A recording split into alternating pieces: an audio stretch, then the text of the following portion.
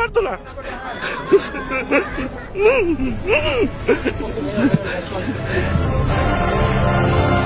Pilkhana tragedy 2009 সালের 25 ফেব্রুয়ারি BDR বিদ্রোহের নামে পিলখানায় ঘটে সেনা কর্মকর্তা হত্যাকাণ্ডের এক নৃশংস ঘটনা। মাত্র 36 ঘন্টার তাণ্ডবে তৎকালীন বিডিআর সদর দপ্তর পিলখানা পরিণত হয় এক রক্তাক্ত প্রান্তরে। চারদিকে শুধু লাশ আর লাশ, স্তূপাকৃত রক্তাক্ত লাশের ভারে নুজ্জ ছিল পিলখানা। পোড়া গাড়ি, পোড়া বাড়ি, ভাঙা গ্লাস, ঘাসের উপর তাজা রক্ত, গ্রেনেড, সব মিলিয়ে যেন এক মৃত্যুপুরীতে পরিণত হয়েছিল বিডিআর সদর দপ্তর। সেনাবাহিনীর 57 চৌকস কর্মকর্তা সহ 74 জনকে হত্যা করে উচ্ছৃঙ্খল জওয়ানরা। আর এসব দৃশ্য দেখে আঁতকে উঠেছিল বিশ্ববাসী। কিন্তু এর পেছনের গল্পটা কি? কেন এবং কাদের নির্দেশে ঘটেছিল এই বর্বর ও নৃশংস হামলা? বিডিআর বিদ্রোহ নাম দিয়ে পিলখানায় সেদিন যে হত্যাকাণ্ড সংঘটিত হয়েছিল, আসুন তার একটু পোস্টমর্টেম করে আসি। দেশে আলোড়ন সৃষ্টিকারী আন্তর্জাতিক প্রচার মাধ্যম সংস্থা উইকিলিক্সে উঠে এসেছে এই পিলখানা হত্যাকাণ্ড। আমরা সবাই জানি পৃথিবীর দুষ্প্রাপ্য সব দলিল ও অপ্রকাশিত স্পর্শকাতর সংবাদ প্রচার করে উইকিলিক্স। সেখানে বিডিআর হত্যাকাণ্ড নিয়ে যে তথ্য দেওয়া হয়েছে তা শুনে যে কারো গা শিউরে উঠবে।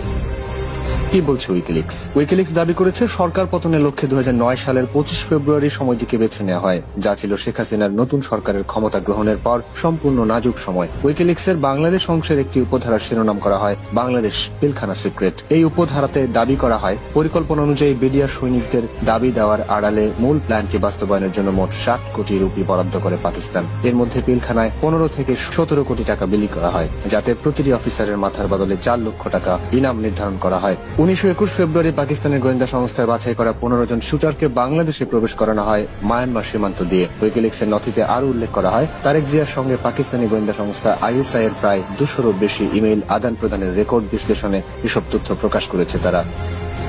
কারা এই হত্যাকাণ্ডের নেতৃত্বে ছিল? ডিএডি তৌহিদ, বিদ্রোহী সিপাহী মাইন, সুবেদার মেজর গোফরান মল্লিক, এই 3 জনের নেতৃত্বে হত্যাকাণ্ড সংঘটিত হয়। উল্লেখ্য অভিযুক্তদের সবাই বিএনপি আমলে নিয়োগপ্রাপ্ত।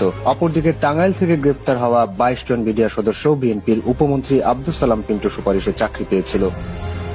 হত্যাকাণ্ডের শিকার বেশিরভাগই আওয়ামী পরিবারের সদস্য। হত্যার শিকার 57 আর্মি অফিসারের মধ্যে 33 জনই আওয়ামী পরিবারের সদস্য, যাদের ভয়াবহভাবে হত্যা করে খুনিরা। হত্যার শিকার আর্মি অফিসারেরা ছিলেন জঙ্গিবাদ ও সন্ত্রাসবাদের বিরুদ্ধে। এই হামলায় যারা হত্যা শিকার হয়েছেন তাদের হত্যা করার ধরন দেখলেই স্পষ্ট বোঝা যায় তাদের প্রতি ক্ষোভের মাত্রা কোন পর্যায়ে ছিল।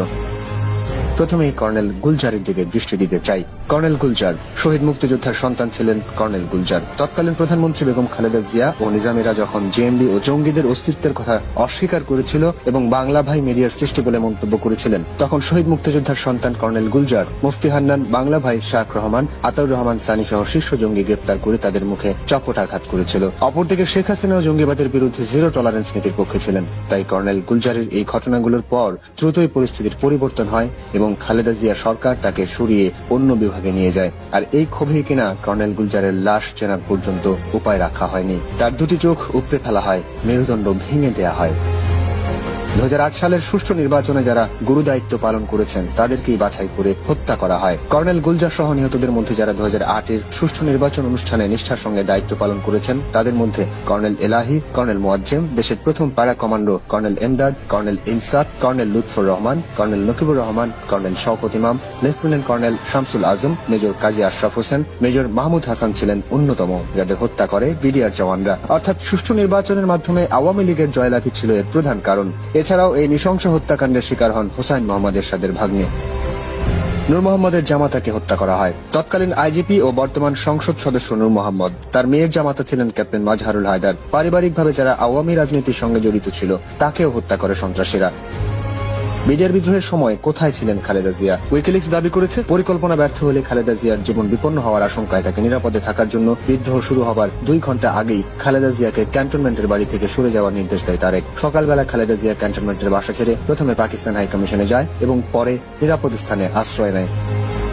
বিএনপি জামাতের নেতাদের প্রকাশ্য অবস্থান। বিডিআর হত্যাকাণ্ডের সময় বিএনপির অনেক নেতা প্রকাশ্যে অপ্রকাশ্যে সমর্থন দেয় হত্যাকারীদের। পরবর্তীতে মামলা পরিচালনার ক্ষেত্রে দেখা যায় বিএনপির আইনজীবীরা প্রকাশ্যেই হত্যাকারী জওয়ানদের পক্ষাবলম্বন করে। সাদেক খান এবং সাবেক ডিজি ফজলুর রহমান সহ বিএনপি জামাত নিয়ন্ত্রিত মিডিয়া প্রথম দিকে বিডিআর এর পক্ষে অবস্থান নিয়েছিল।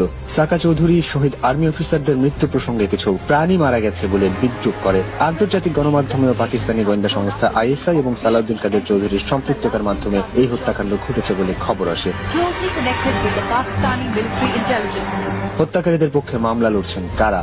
এই বর্বর হত্যাকাণ্ডের সঙ্গে বিএনপি জড়িত থাকার বড় প্রমাণ পাওয়া যায় হত্যাকারী বিডিআর জওয়ানদের পক্ষে কারা মামলা লড়ছেন তা দেখে। বিডিআর হত্যাকাণ্ডে সরাসরি জড়িত জওয়ানদের পক্ষে মামলা লড়ছেন যারা, তাদের পরিচয় তুলে ধরা হলো। ব্যারিস্টার মওদুদ আহমেদ, বিএনপির স্থায়ী কমিটির সদস্য; advocate Khandakar Mahbub Hossain, BNP chairperson Begum Khaleda জিয়ার উপদেষ্টা; ব্যারিস্টার রফিকুল ইসলাম মিয়া, বিএনপির স্থায়ী কমিটির সদস্য; অ্যাডভোকেট মোহাম্মদ জয়নুল আবেদিন, বিএনপির চেয়ারপারসন খালেদা জিয়ার উপদেষ্টা; অ্যাডভোকেট টিএম আকবর, বিএনপি নেতা ও বার অ্যাসোসিয়েশনের সাবেক সভাপতি; অ্যাডভোকেট এসএম শাহজাহান, জামাতপন্থী এবং যুদ্ধাপরাধী সাইদের অন্যতম কৌশলী; অ্যাডভোকেট মোহাম্মদ আমিন, বিএনপি জামাত জোট আমলের পাবলিক প্রসিকিউটর; অ্যাডভোকেট আমিনের সহযোগী অ্যাডভোকেট সুলতানা আক্তার রুবি, বিএনপিপন্থী; অ্যাডভোকেট আমিনের সহযোগী অ্যাডভোকেট সুফিয়া আক্তার হেলেন, বিএনপিপন্থী; অ্যাডভোকেট আমিনের সহযোগী অ্যাডভোকেট রমজান খান, সেও বিএনপিপন্থী; অ্যাডভোকেট আমিনের সহযোগী অ্যাডভোকেট জহিরুল আমিন, বিএনপিপন্থী; অ্যাডভোকেট ফারুক আহমেদ, ছাত্র জীবন ইসলামের ছাত্র শিবিরের সদস্য ছিল, বর্তমানে বিএনপিপন্থী; অ্যাডভোকেট শফিকুল ইসলাম, সেও বিএনপিপন্থী; অ্যাডভোকেট সুলতান, সাবেক শিবির নেতা এবং বর্তমানে বিএনপি নেতা ব্যারিস্টার রফিকের সহযোগী; অ্যাডভোকেট জামাল, বিএনপিপন্থী, ঢাকা বারের লাইব্রেরি সম্পাদক; অ্যাডভোকেট শামীম সর্দার; অ্যাডভোকেট শেখ রাশেদুল হক, সেও বিএনপিপন্থী; অ্যাডভোকেট মাজিদুর রহমান মামুন, বিএনপিপন্থী; advocate S M Refazuddin, advocate Abdur Rashid, advocate Khandaker Jamal, advocate Abdul Mannan, advocate Humayun Kabir এবং অ্যাডভোকেট এমদাদুল হক লাল, তারা সবাই বিএনপিপন্থী। অর্থাৎ হত্যাকারীদের পক্ষে মামলা লড়ছেন বিএনপির আইনজীবীরা। বাংলাদেশের ইতিহাসে বহুল আলোচিত ও সবচেয়ে বড় হত্যাকাণ্ড এটি, অথচ এই বাহিনীর রয়েছে অনেক বীরত্বপূর্ণ ইতিহাস। মুক্তিযুদ্ধের সময় তৎকালীন এপিআর পাকিস্তান বাহিনীর সঙ্গে যুদ্ধে বীরত্বপূর্ণ অবদান রেখেছে। সীমান্তে নিয়োজিত এই বাহিনী দেশে বিদেশে সম্মানের সঙ্গে কাজ করেছে। কিন্তু 2009 সালে পিলখানায় তৎকালীন বিডিআর এর কিছু সদস্য আইনকে বৃদ্ধাঙ্গুলি দেখিয়ে হত্যাকাণ্ড ঘটিয়েছে। এই কলঙ্ক চিহ্ন তাদের অনেকদিন বয়ে বেড়াতে হবে। বর্তমান প্রধানমন্ত্রী শেখ হাসিনা দৃঢ় মনোবল নিয়ে পরিস্থিতি মোকাবিলায় যৌক্তিক পদক্ষেপ নিয়েছেন। বঙ্গবন্ধুর কন্যার দৃঢ়তায় এই হত্যা মামলার প্রথম ধাপের রায় আসে 2013 সালে। হাইকোর্টের রায় আসে 2017 সালের নভেম্বর মাসে। দেশের আলোচিত এবং সবচেয়ে বড় এই হত্যা মামলার রায়ে 139 জনের মৃত্যুদণ্ড দেওয়া হয়েছে। এবার সর্বোচ্চ আদালতে এই মামলার রায় পাওয়ার অপেক্ষায় আছে গোটা জাতি। সত্যের জয় হবেই, ন্যায় বিচার পাবে বাংলাদেশ।